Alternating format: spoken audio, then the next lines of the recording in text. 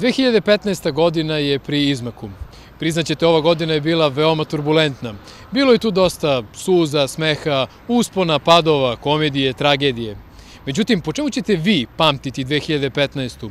koji je događaj po vašem mišljenju bio najznačajniji za Srbiju u ovoj godini?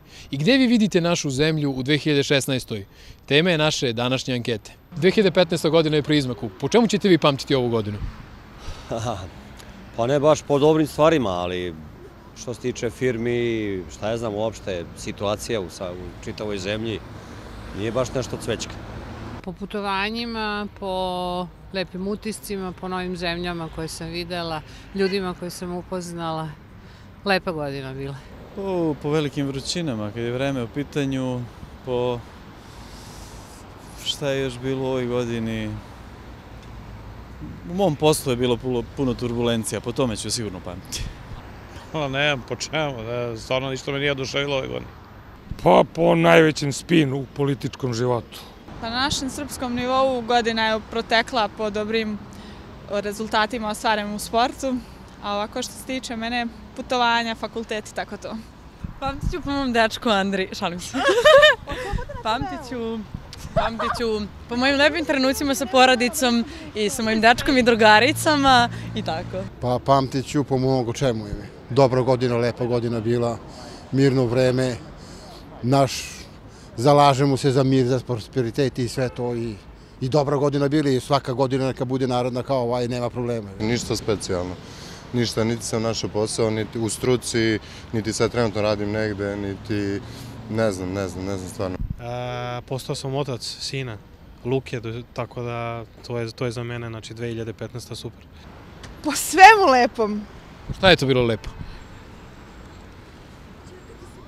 Udalo mi se dete. Da vam kažem, verovatno po talasu ovih emigranata iz Sirije koji su bili u Beogradu. Je li to u dobrom ili u lošem smislu? U lošem, naravno. A ko je događaj po vašem mišljenju najznačajniji za Srbiju bio ove godine? Pa jedino što nas je podržao naš je, što bi rekli, rođak Putin u svemu. Da nije njega, ne bi bili nešto. Za Srbiju? Aleksandar Vučić.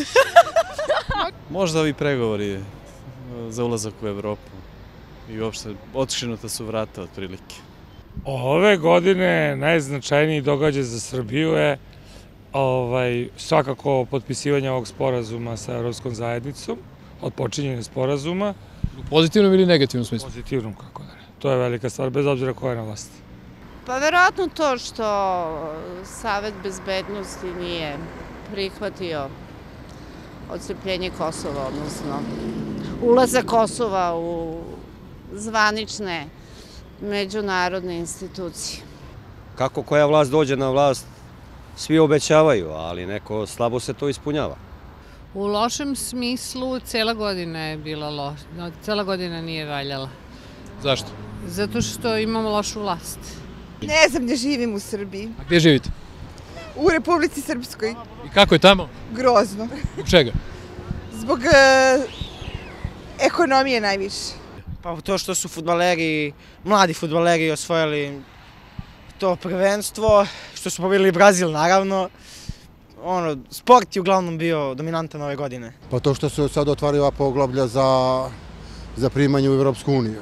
U dobrom ili u lošem smislu? U dobrom smislu. Pa da idem u Evropu, mada ja lično da idem neću, šta ću ja u Evropu, ali ima ko vi mladi može da idete. A kada će Srbija otići u Evropu, koje godine? Pa rekli do 2019. Vi verujete u to? Zašto da ne?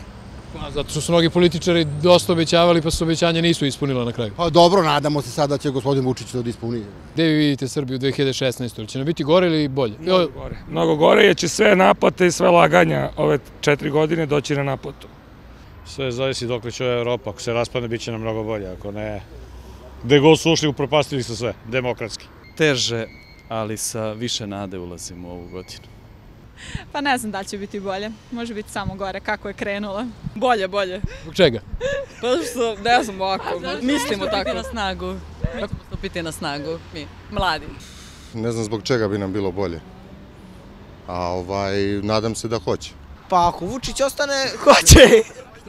Biće nam bolje. 100% bolje. Zašto mislite to? Pa Biće bolje, ja mislim da nadamo se da će bude bolje. Razumiješ, sve to treba da živimo u nadi. Nisam vidovit. Prijetno.